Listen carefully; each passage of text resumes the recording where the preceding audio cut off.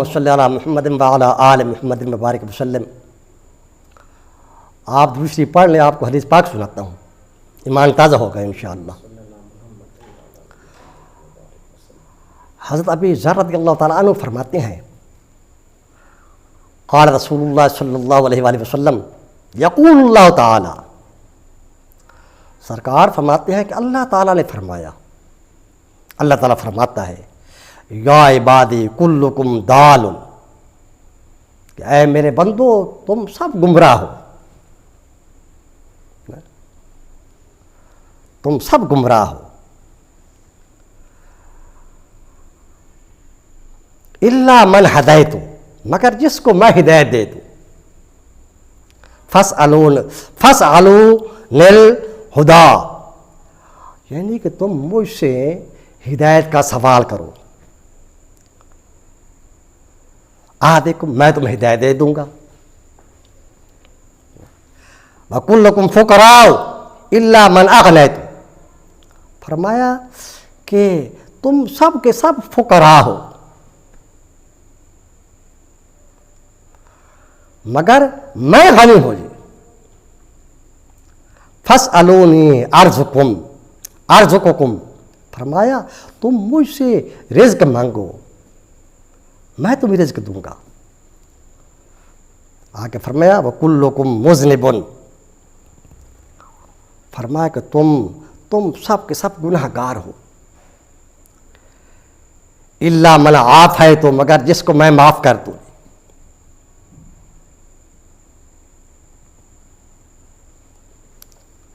فرمایا فمن علم منکم انی ذو قدرت علی المغفرۃ فاستغفرونی، فرمایا جو تم میں سے مجھے جانتا ہے کہ میں معاف کرنے والا ہوں، میں معاف کرنے پر طاقت رکھتا ہوں، فرمایا میں اس کو معاف کر دیتا ہوں۔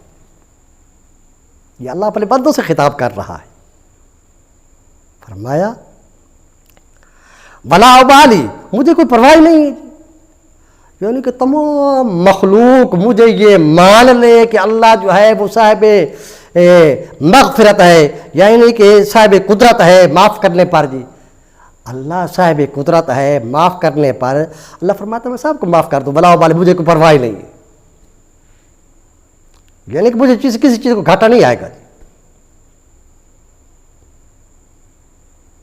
فرمایا وَلَوْ أَنَّ أَوَّلَكُمْ وَآخِرَكُمْ وَحَيَّكُمْ وَمَيْتَكُمْ وَمَيِّتَكُمْ وَرَطْبَكُمْ وَيَابِسَكُمْ اجْتَمَعُوا عَلَىٰ أَتْقَىٰ قَلْبِ عَبْدٍ مِّنْ عِبَادِي، فرمایا کہ تمہارے سب یعنی پہلے والے اور آخر والے اور تمام تمہارے زندہ، تمام مردہ، تمام یعنی کہ رات میں یابس یعنی کہ سوکھے اور گیلے سب جمع ہو جائیں ایک متقین پرہیزگار کے قلب پر، یعنی تمام مخلوق جو ہے وہ ایک متقین پرہیزگار کے یعنی کہ اس کے پیچھے جمع ہو جائے، وہ ہم سب جو ہے وہ اللہ کی ہم یعنی کہ عبادت کریں گے جی، اور اللہ کا کہنا مانیں گے جی، فرمایا کہ ما زاد ذالک فی ملکی جناح بعوضۃ، فرمایا تمہارا سب کا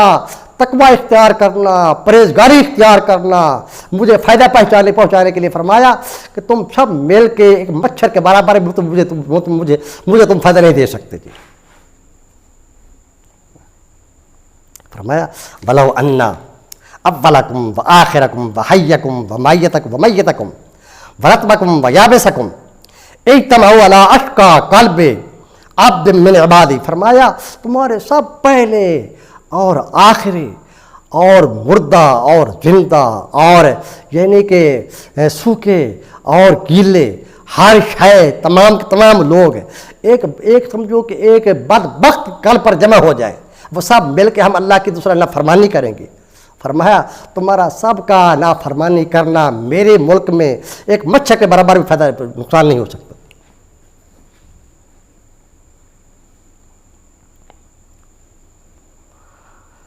فرمایا وَلَوْ أَنَّ أَوَّلَكُمْ وَآخِرَكُمْ وَحَيَّكُمْ وَمَيِّتَكُمْ وَرَطْبَكُمْ وَيَابِسَكُمْ اجْتَمَعُوا فِي صَعِيدٍ وَاحِدٍ، فرمایا تم سب کے سب جتنی مخلوقات ہے وہ ایک میدان میں جمع ہو جاؤ.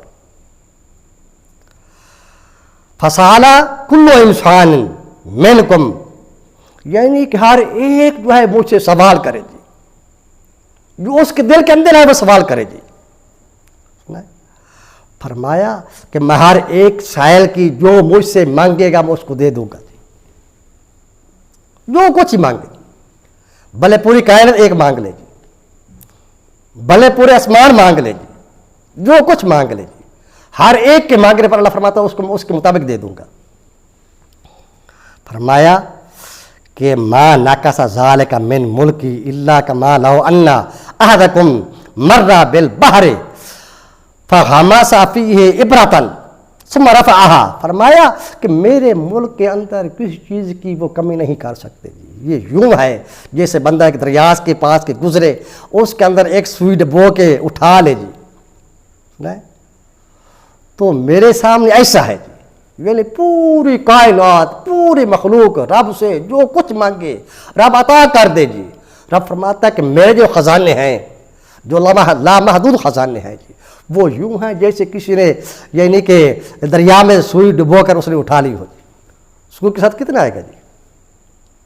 فرمایا بانی جواد ماجد، فرمایا میں جواد ہوں، میں ماجد ہوں. جواد کا معنی ہے خود کھلانے والا ہے، خود دینے والا ہے، خود نہیں کھانے والا جی. ماجد کا معنی ہے یعنی کہ ایسا عطا کرنے والا جو مخلوق کے وہم گمان میں نہ ہو. فرمایا افعل ما ارید، اور جو میں ارادہ کرتا ہوں میں کرتا ہوں. عطائی کلام، یعنی جس کے بارے میں میں کہہ دوں یہ میری عطا ہے. وعذابی کلام، اور میرا عذابی اس طریقے کلام ہے، میرا فرمانا ہے. فرمایا انما امری لشیء، فرمایا میرا حکم کس چیز کے لیے، جب میں کوئی ارادہ کرتا ہوں کس چیز کا تو میں یہ کہتا ہوں اقول لہو، اس کے لیے کہتا ہوں کون ہو جا فیکون، پاس ہو جاتا ہے. میرا اتنا ہی یہ لگتا ہے، یعنی کہ میں کہتا ہوں کون ہو جا فیکون، پاس ہو جاتی ہے. تو معلوم ہوا کہ رب تعالیٰ جو ہے وہ بڑی طاقت کا مالک ہے، بڑی شانہ کا مالک ہے.